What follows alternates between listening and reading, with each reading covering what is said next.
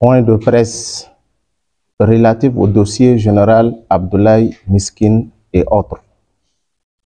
Le collectif des avocats composé de Maître Mognan Kembetian II, Maître Majteba Gangbay et Maître Benjamin Mamgoudoubaye est constitué pour assurer la défense des accusés généraux Koumtan Maj Martin alias Abdoulaye Miskin, Adoum Rakis Rongo Djouma et Abdelaziz Gros, tous détenus à la maison d'arrêt de Clesson. Nous vous remercions pour votre présence à ce point de presse afin donc de relayer les informations qui seront communiquées à l'opinion nationale et internationale dans le cadre de la gestion de cette affaire. Nous allons d'abord vous présenter la genèse de l'affaire. Ensuite, vous entretenir sur les conditions de détention à la maison d'arrêt de N'Djamena, puis sur l'état de santé du général Abdoulaye Miskin. Enfin, nos doléances aux hautes autorités de la République au sujet de la mise en liberté de nos clients. La genèse de l'affaire du général Abdoulaye Miskin. Il vous souviendra que Abdoulaye Miskin, de son vrai nom, Martin Koumtan Maj, est le leader du Front démocratique du peuple centrafricain, en abrégé FDC, FDPC, un groupe armé, signateur de l'accord de paix de Khartoum du 6 février 2019, intervenu entre le gouvernement centrafricain et 14 groupes mouvements armés en Centrafrique. Le général Abdoulaye Miskin et sa suite se sont rendus de même à Araj Mangué, une ville située dans la région de Salamat au Tchad, à la demande du feu maréchal Idriss Déby Itno, puis conduit à N'Djamena avec ses 3 compagnons où ils ont été aussitôt mis aux arrêts depuis le 25 octobre 2019, gardés dans un lieu tenu secret pendant 8 mois. Suite à notre prompte réaction par un point de presse dénonçant la condition de leur détention et aussi s'opposant à la demande du gouvernement centrafricain exigeant leur extradition.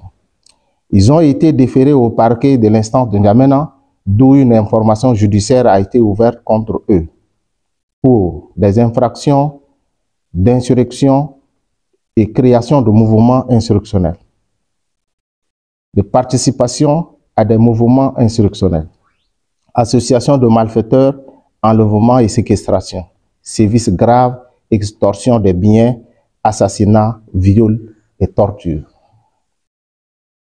Ils ont été tous placés sous mandat de dépôt en date du 1er juin 2020 et conduits à la maison d'arrêt d'Amsinene de N'Djamena dans les conditions très déplorables. Saisi du dossier, le magistrat instructeur s'est déplacé à SAR dans une commission, sans une commission rogatoire et au mépris de la compétence du juge d'instruction de SAR, pour auditionner sur procès verbal dans un certain nombre de personnes supposées être donc de nationalité tchadienne et qui sont prétendument désignées victimes ou parties civiles. Le juge d'instruction a clôturé ces informations ouvertes, sanctionnées par une ordonnance de transmission de pièces rendue en date du 20 janvier 2021, laquelle procédure a été transmise au parquet général. La chambre d'accusation de la cour d'appel de N'Djamena a prononcé leur mise en accusation et le dossier a été transmis à la première chambre criminelle de la cour d'appel de N'Djamena. Durant ce feuilleton, une demande de mise en liberté provisoire a été introduite par le collectif devant la chambre d'accusation sans succès, puis devant la première chambre criminelle en charge du dossier. Une demande de mise en liberté d'office a été une fois de plus sollicité en date du 21 juillet 2022. Le 25 juillet 2022, la Cour a simplement rejeté la dite demande et a renvoyé la cause pour présence des parties civiles. Le collectif des avocats a demandé en vain l'enrôlement de l'affaire jusqu'à cette date. Sur les conditions de détention abusive et irrégulière du général Abdoulaye Miskine et ses compagnons. Dans cette affaire gérée de manière singulière, il faut relever 2 cas de violation majeure de la loi relativement à la détention préventive du général Abdoulaye Miskine. Primo, article 312, alinéa 2 de notre Code de procédure pénale déclare que la détention ne pourra excéder 6 mois en matière correctionnelle et 1 an en matière criminelle. En l'espèce, les faits reprochés aux inculpés relèvent de la matière criminelle. Donc, la durée de détention ne peut excéder 1 an. Force est de constater que nos clients, à savoir Komtan Martin alias Abdoulaye Miskine, Adom Rakis, Ringo Djouma et Abdelaziz Gros sont détenus depuis le 1er juin 2020, comme l'attestent les mandats de dépôt, soit 5 ans de plus. Ils ont entamé plus de 6e année sans procès. Secondo, la loi permet et fait obligation aux magistrats instructeurs de prolonger cette détention préventive par une ordonnance motivée par une durée ou une année, par une durée d'une année, pour une durée d'une année non renouvelable. Malheureusement, en complissant les pièces du dossier, le collectif relève que les magistrats instructeurs n'ont pas pris cette ordonnance de prolongation de cette détention préventive et qui constitue une violation de l'article 313 de notre Code de procédure pénale en vigueur au Tchad. Tertio, les accusés auxquels l'ordonnance de transmission de pièces a été donc notifiée en date du 27 juin 2021 continuent à croupir à la maison d'arrêt en détention préventive sans être traduits devant la chambre criminelle pour être jugés.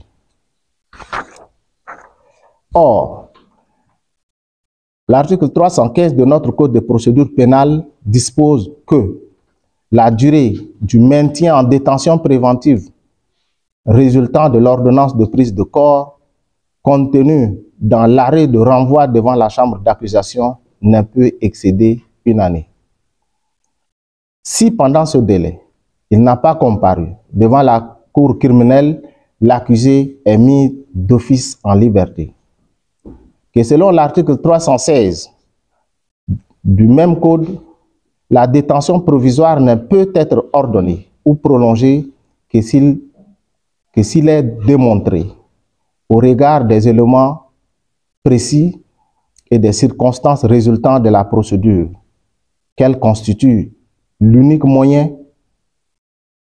de prévenir à l'un ou plusieurs objectifs suivants.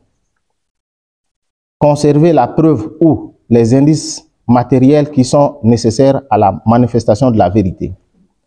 Empêcher une pression sur les témoins ou les victimes ainsi que leurs familles. Empêcher une concertation frauduleuse entre l'inculpé et les auteurs ou complices. Protéger l'inculpé. Garantir le maintien de l'inculpé à la disposition de la justice. Mettre fin à l'infraction pour prévenir son renouvellement. Qu'en espèce, la chambre d'accusation n'a ordonné ou prolongé la détention provisoire, mais le comble en est que la durée d'1 année prévue pour la comparution des accusés est largement dépassée au regard de la démonstration ci-haut faite. Le collectif des avocats a relancé vainement le parquet général pour l'enrôlement de ce dossier. La dernière demande date du 18 septembre 2024 sur l'état de santé du général Abdoulaye Miskin. Le général Abdoulaye Miskin souffre de plusieurs maladies liées aux problèmes de reins, de l'hypertension, à la vue, etc. Déplorant son état de santé, le collectif avait écrit au président de la République, au ministre de la Justice, garde des Sceaux, au président de la Commission nationale des droits de l'homme, aux représentants des hauts commissariats des Nations unies aux droits de l'homme. Contre toute attente, aucune suite n'a été donnée à ces différentes correspondances. Au fur et à mesure, son état de santé ne cesse de se dégrader, obligeant ainsi son médecin à lui recommander vivement la pratique du sport, mais le cadre n'est pas approprié pour diverses raisons, parmi lesquelles le problème d'espace, de sa sécurité. Le collectif relève par ailleurs qu'en dépit de son statut de général et sur le sol étranger, il ne bénéficie d'aucune prise en charge sur le plan alimentaire et sanitaire. Le collectif déplore également les circonspections des agents carcéraux qui s'obstinent à son extraction pour les soins et suivis médicaux dans des centres appropriés et spécialisés. En fait, au regard de cette ambiguïté judiciaire dans la gestion de cette affaire qui n'est plus judiciaire mais purement politique, sans nul doute, nous attendons une solution politique émanant du chef de l'État en tant que premier garant des droits et libertés des citoyens. En définitive, le collectif lance un vibrant appel à l'endroit du chef de l'État pour la mise en liberté du général Abdoulaye Miskin et ses compagnons, qui sera un signal fort pour les justiciables qui ne savent à quel saint se vouer. Le collectif composé de M. Mogna Kembetiade, Machitebay Kangbay et de M. Benjamin Mangoudbay.